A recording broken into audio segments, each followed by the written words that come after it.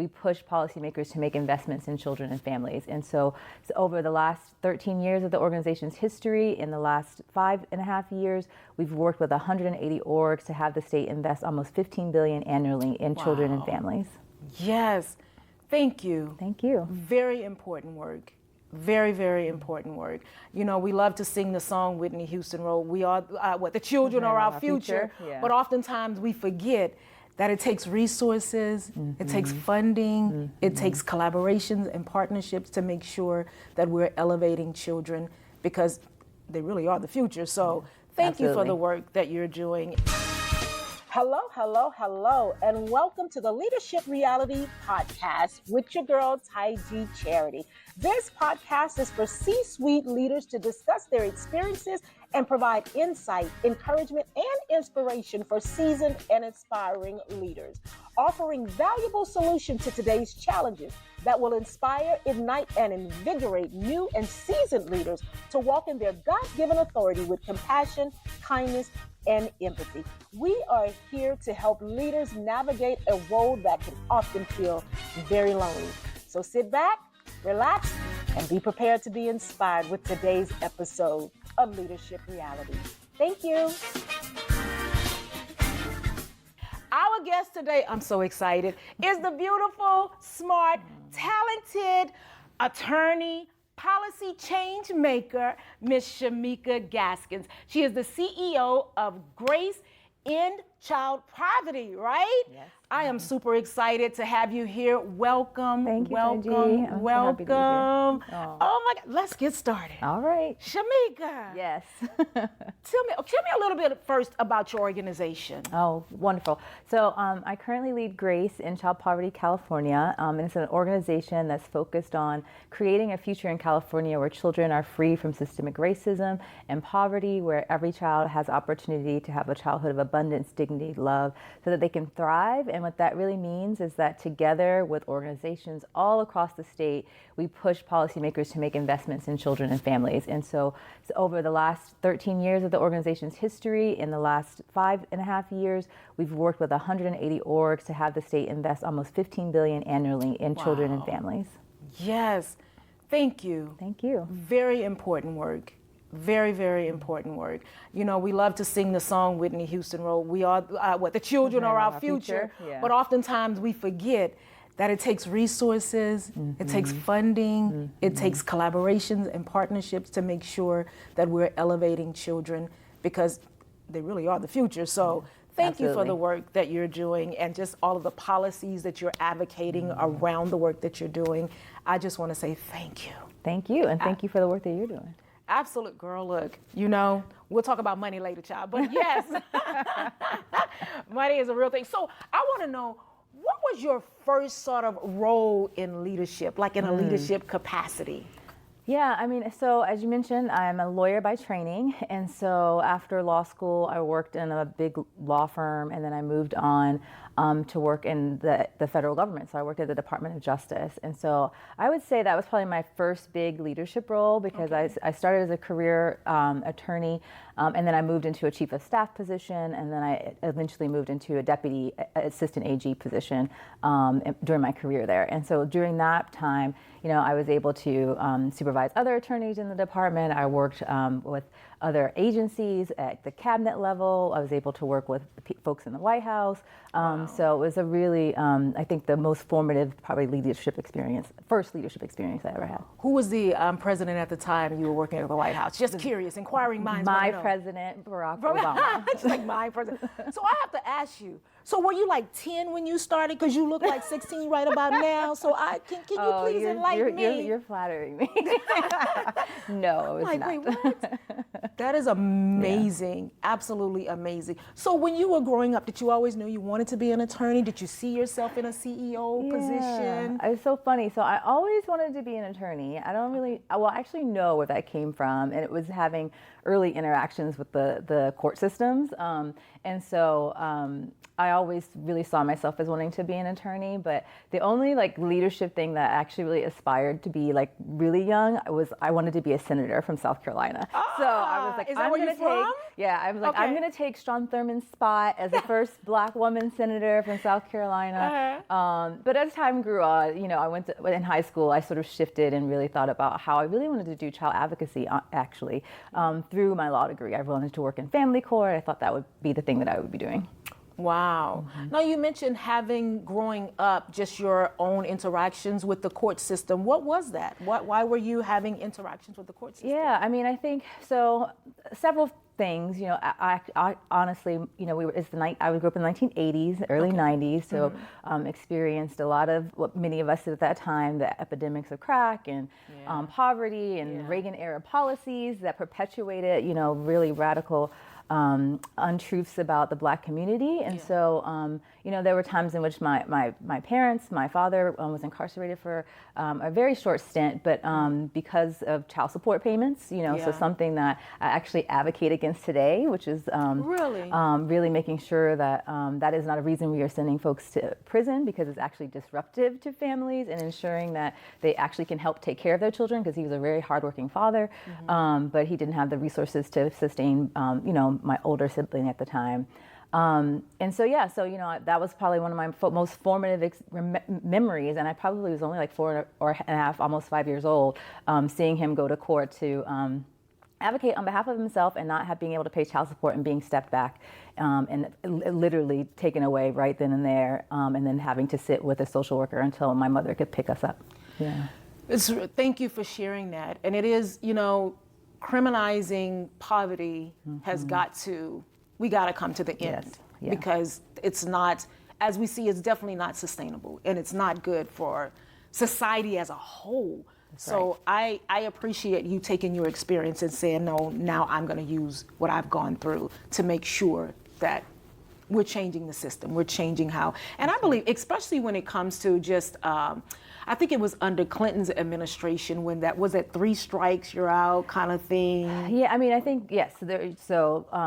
For sure, I mean, I think we had over, you know, many decades, mass incarceration came from policymaking. And so I think that's why I was really driven to it, because one of, you know, my formal training as a lawyer also taught me about how laws interact with individuals at a systemic level, and how we actually perpetuate, as you said, and criminalize poverty in so many ways, through our legal system, through other means. And the direct result of mass incarceration was continued abject poverty for those who are left at home, right? Because you're breaking up family units, you're destroying communities, you're divesting from them. Right. And so, you know, policy is a way in which we can actually rewrite the bad policies, and make sure that we're actually having systemic structural changes. Yes. Is the part of the work that I'm really passionate about, that I work on behalf of to do. For children and families in California, but really to elevate the issues and the voices of those who have been so marginalized because of the fact we have decided as a country to make these policies. Right. Yeah.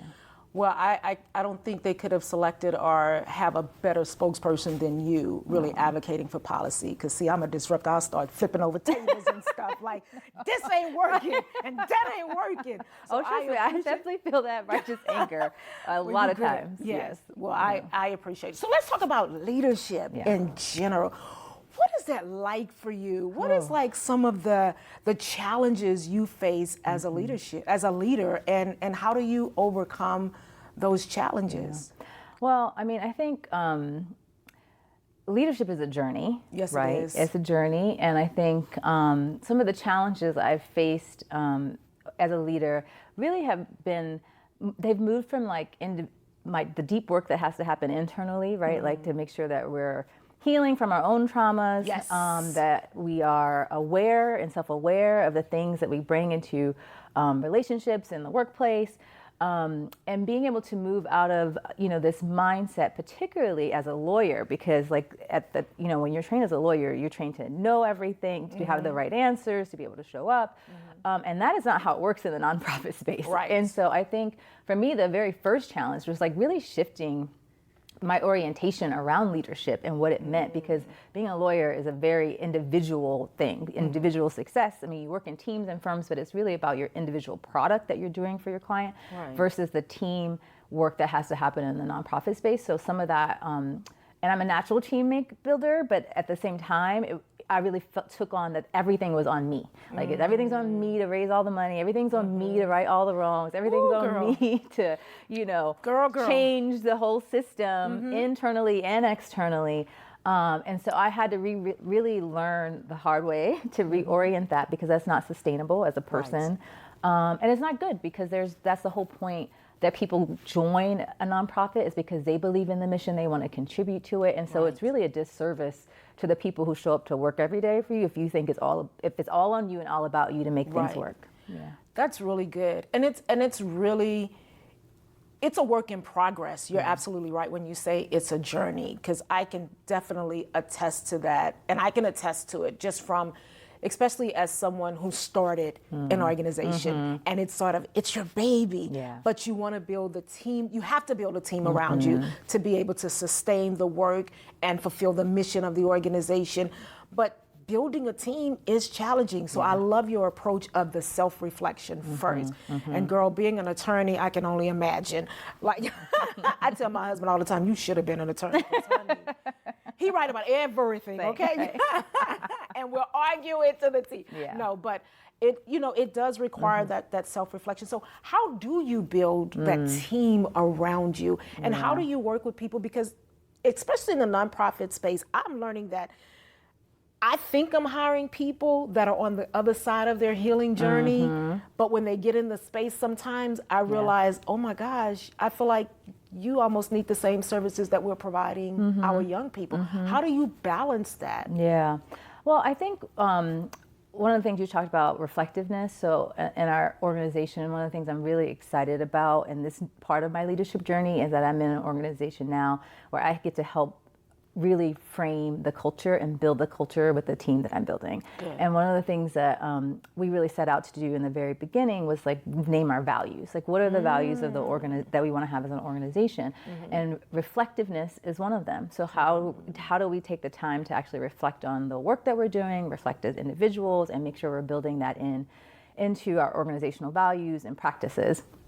But also, I think, we attract people to nonprofit work because they feel the mission, right? Yes. And I think for many, many years, maybe even decades, leaders in nonprofits believed that was enough. Like, we should all be here for the mission, and that requires, lay your life on the line and do whatever it takes, and don't take care of yourself, don't take care of your family. Like, it's all about the mission.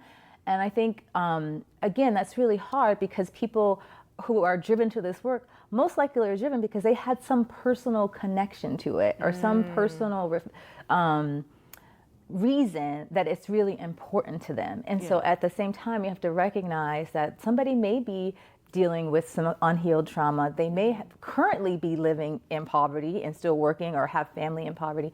And so having that compassion and empathy, I think, is really a part of what it takes to be a leader, to build a team that can be strong and can weather the wherewithal, because this work is not easy. I mean, I know but like, to think about, it's not theoretical, right? And I think a lot of times people forget that. They're like, oh, well, we're advocating for this specific change, but it's like, we're advocating it because I see the young people on the street.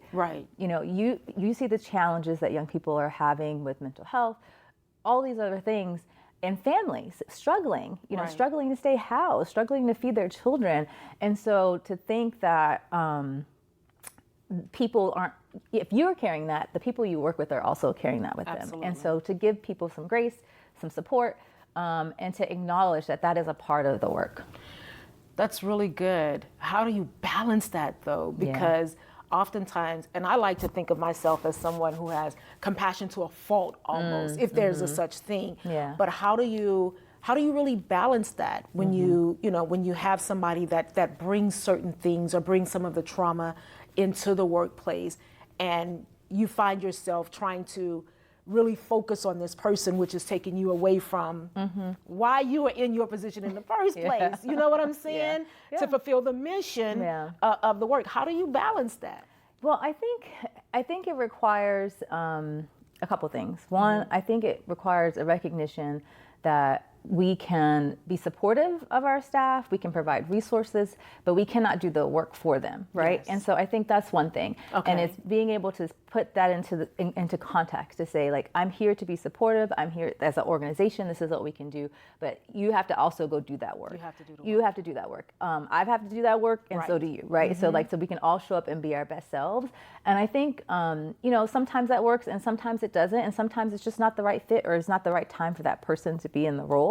And so I think as a leader is also recognizing that and being able to help that person see it for themselves and say, okay, well, what can I help you do next? How can I put you on the right journey for the right thing for you at this time in your life? And that's happened because for me, like I end up having, which is really exciting, the opportunity to have new leaders coming in the field. And I think that's really important, that we need to grow and sustain our youth to become, the next Taiji, to continue this work on.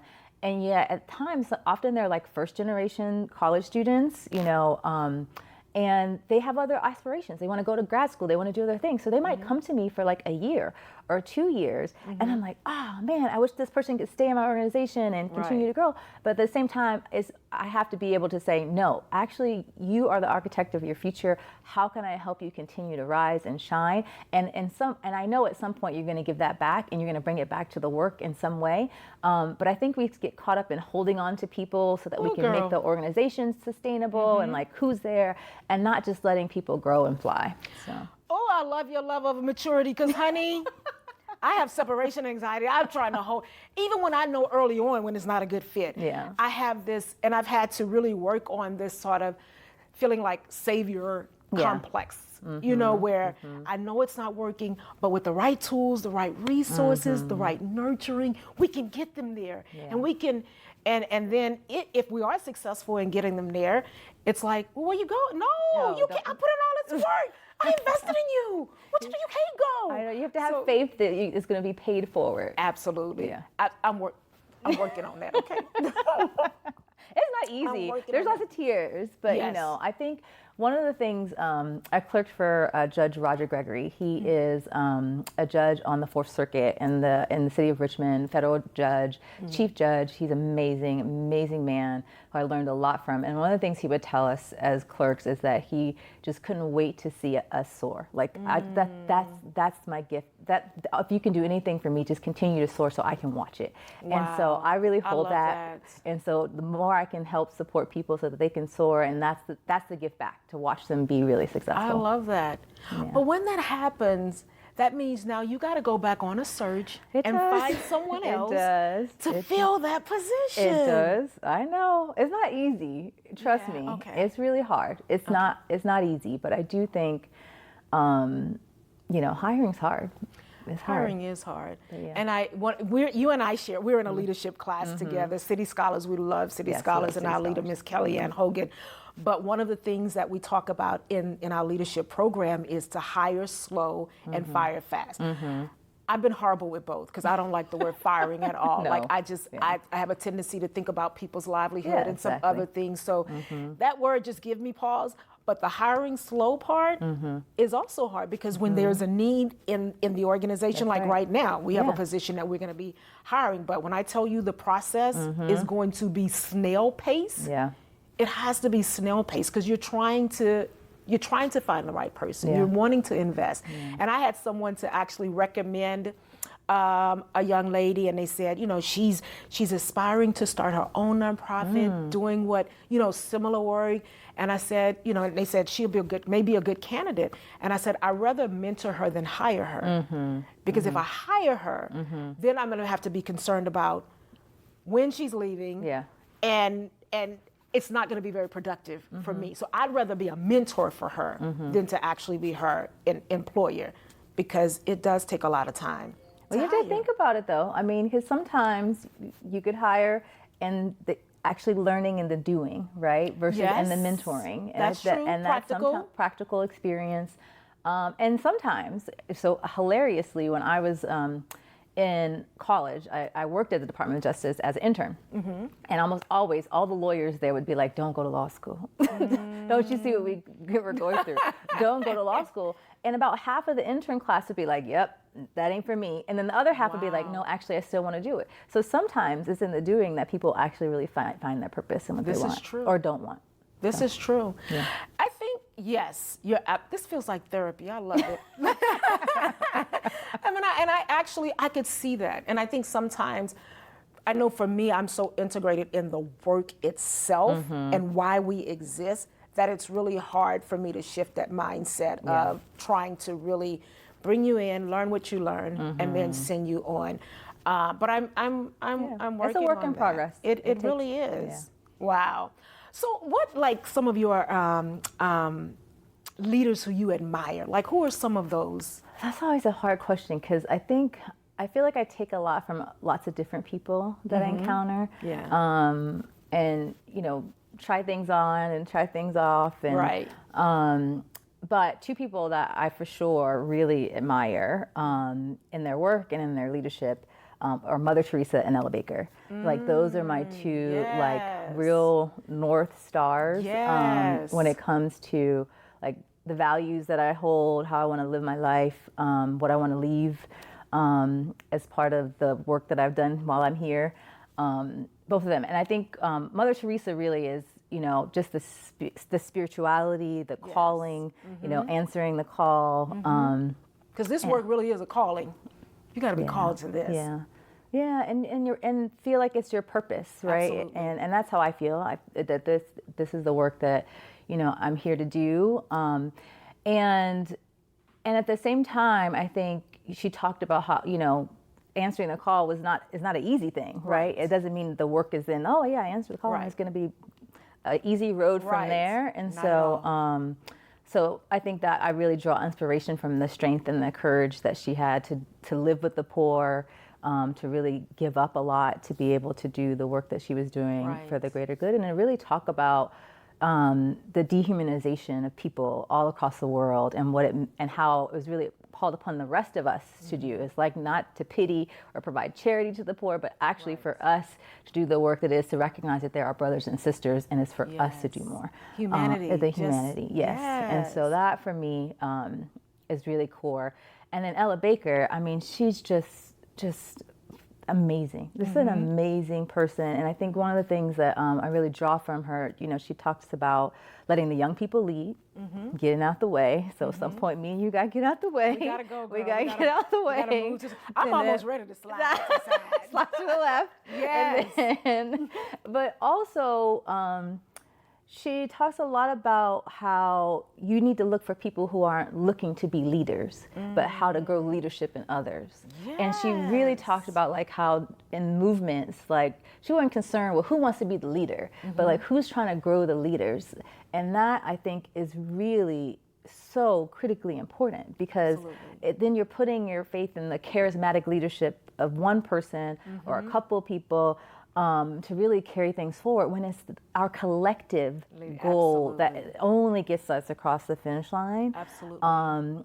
And so that to me is just really inspiring. I take a lot from her, and just being able to have that humility to work behind the scenes, not worried about just getting the work done. Yes. You know? So it's about the work. Yeah. It's about the work. Yeah. That is so good. Well, I know there are quite a few people who admire you, because in our leadership class, they talk about, it's like, who do we gain from? It's like, well, Shimica, I just be listening and I pull nuggets here. I'm like, I know that's right. I do too. I'll be writing down, what did Shimica say? It's a communal space of learning and love. It really is. Yeah. It really is. But it's so good. And oftentimes just to know that you're not alone. Absolutely. In some of the things, because does leadership feel lonely for you sometimes? Absolutely. I was just talking to a young leader earlier this week, and just sharing that, it's a very lonely place to be at times. I mean, I think, speaking of mental health, I think part of it is, you know, you have to like think about not only the work you're trying to do, the organization you're trying to manage and maintain, people's livelihoods on the line for the, you know, making sure that it's sustainable. And that can feel really lonely, and you can get in your head like, am I doing this right? Right. Am I, Right. all the things. And I don't call it imposter syndrome anymore. I think it's not about that. It's about like just having the faith that what I'm continuing to do piece by piece, that it's a marathon and not a sprint, and that we're going to get there. Right. But yeah, it can be very lonely. And having the faith that you are doing the right thing. Yeah. And that you are making the right decisions. And I like to say sometimes, if you know the heart behind the work, then when you do hit those challenging roads, you're not going to question the motive, because you know the heart behind the work and the mission of what we're doing. Yeah. And sometimes we will make mistakes. Yeah. Sometimes it does feel like trial and error. I know this is part of the reason why, one of the reasons why this podcast exists, because when I started an organization 15 years ago, it was all trial and error for me. I was figuring things out as I go along. And it's hard to sometimes just call up a CEO and say, can I talk to you? Yes. Can you mentor me? Because they're like, what? They're juggling. They're juggling their staff, their home life, their business. Yeah. So it's not always easy to just kind of have somebody that you can call and really, flush some things through. Yeah. So and gets hopefully. it. And who gets like what you're managing. Right. Yeah. Right. So my hope is that this podcast would be that for people, where you can hear certain nuggets and glean from them and practice them. Yeah. So what are some of the values in your organization? So, I think that's one. Well, one thing that you always bring me when I see you, which is a core value, is joy. Like, we really work to bring joy. I think that is a part of sort of like the radical grace and leadership journey that we're on for the anti-poverty movement, to really have an abundance mindset, that there is enough. There's enough for all of us. There's more than enough. Yes. And that there really can be sparks of joy in like all that we're doing. We're talking about, Even though it's hard work. Right. We're decentralizing power. That's one of the other pieces, really having collective ownership models around the work that we're doing. I think that those are the main sort of things that we're working towards. That's good. Yeah. That's really good. There's a scripture that says laughter is like medicine. It's good for the soul, because this work will have you crying all the time if your focus was just on the reality. That's right. But really focusing on the healing and the future and being sort of the answer to a lot of the challenges that our young people are facing. Yes, joy is very important. And we have to have it on purpose. Yes. Well, and it's a practice. It's a practice. And I think part of one of the things that speaking of like narratives, like when we've always talked about poverty, it's never from a place of like joy. And it's like, oh, that's antithetical. People are, and then people are really hurting, and it's hard. But if you've grown up in a community, there are places where there's joy. There's joy in giving, there's joy in receiving, there's joy in help, there's joy in knowing what people are doing for each other every day. So we try to lean into that, and not as from a place of like, oh, it's sort of like commercialized, joy. No, it's about the joy that comes from the fire within of knowing that we're doing like righteous work, and that the work is being led by the people who've been most impacted, and that the work is bringing the people who've been most impacted to policymakers so that they can tell their own stories. And like that's where the joy is coming from. I know that. I'm a sip on that. Absolutely. Yeah. I tell, some of the people that's in my circle, it's like, for me, there's no greater reward than to see the young people that have gone through the program now out doing the work, despite all the odds that were stacked against them. They saw the bigger picture. They saw the purpose. They're learning how to use that pain for purpose, how to turn that into, impact, and not allow it to be the reason for repeating the constant cycle of, the things that they've been through. So I could talk to you all day. Same. Because one, you're so wise, and you've had so much experience. You're also a commissioner, right? Are you an LA commissioner? I am. Talk about that a little bit. Well, the Commission on Families for the Los Angeles County Commission on Families, I serve on that commission. And the commission is really there to support and think about how the county is addressing the child welfare system, all the other issues impacting children. And so I'm really excited to have been in service several years now and to currently chair the commission. Thank you. How many commissioners do we have? Now you're going to ask me to. We just actually are at a full count, so I think we're at about 10. 10 Okay. Are you the president of the commission? Aren't you? Or the chair. So you're the current chair of the commission. Chair. Just leadership on everything you touch, huh? I love it. I love it. I love it. Look, is there anything else you want to share? Just any nuggets, I mean, you've dropped a million nuggets already. Let me just put that out there.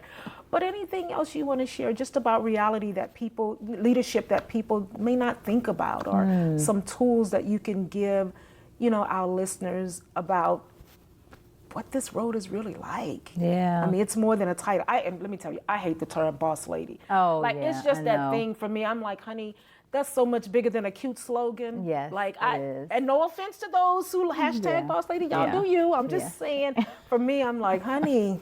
I think just be a listener, I think we talk about lifelong learning a lot, which is like, how are you staying abreast of what's going on in your industry, all these pieces, but it's really about listening. And like, how are you listening? To whom are you listening? For what are you listening? And I think if we could do that more as leaders, like we would hear our teams better, we would hear outside folks better, and we could adjust, right? Because we're actually deeply listening and trying to be open to what is needed in the moment. Because it's ever shifting and ever changing, particularly in the nonprofit space. I feel like 5 years ago is different from where it is right now. Right. And I'm sure it will be 5 years from now. And so as I think about, we have people in our cohort who've been leaders of organizations for 10, 15, 20 years. It's like, well, how do you sustain that? And I think it's because they're listening. They're listening to the team. They're listening to the people they're working with, and the community. Yeah. And that's what helps you be sustainable, because it's not about sort of you and what you want to achieve or what you want the organization to achieve. It really gets back to the collective mission-driven work that I'm sure each and every organization that's out there started with. Right. No, absolutely. And listening, I get it all the time from my husband. I need you to listen. I need you to listen. Listening isn't always easy, because sometimes we're in our own head. That's right. And sometimes we think we know what's going to be said before it's even said. So it is a muscle that we as leaders have to really, really, really practice. Yeah. And when you're, somebody like me who feel like, ADD, I just be ADHD, whatever it is. I'm just constantly, like, my adrenaline is always flowing. I'm a highly energetic person. And for me sometimes to just sit and listen and really take it in and process, it's a practice. Yeah, it's a practice. It's not easy. And I think, it requires us as leaders to really, put ourselves in the back seat, which is not what people tell you often as a leader. Oh, you have to do this. You have to be out in front. But it really requires you putting yourself in the back seat and listening. So it absolutely does. Oh, I don't want to land this plane. I don't know. Thank you so much. Thank you for having me. And all the work there. This is an amazing platform to talk about leadership. I think, as you said, when I started in my CEO role as a nonprofit leader, there was nothing like this. There's a lot of books to read. Right. Oh, gosh, yes. And not that those books aren't really great, but it's very different than putting it into practice and seeing other people that look like you, who are in the work, talk openly and transparently about the things that are hard in the work. Yeah. Well, I thank you again for being here. Ladies and gentlemen, I want to say thank you also for joining in with me and my guest, Shimica Gaskins. I will put more information about her in the chat. I hope you learned something today or take away something today that will help you on your leadership journey to excel, and know that you are not alone. So please remember to tune in next week. And hey, don't forget those 3 magic words: subscribe, like, and share. Until next time, we'll see you soon. Bye-bye. All right, ladies and gentlemen, that is our show for today. I hope you were inspired and you gained some valuable nuggets that will help you to become a better leader and to walk in your God-given authority. Bye, until next time.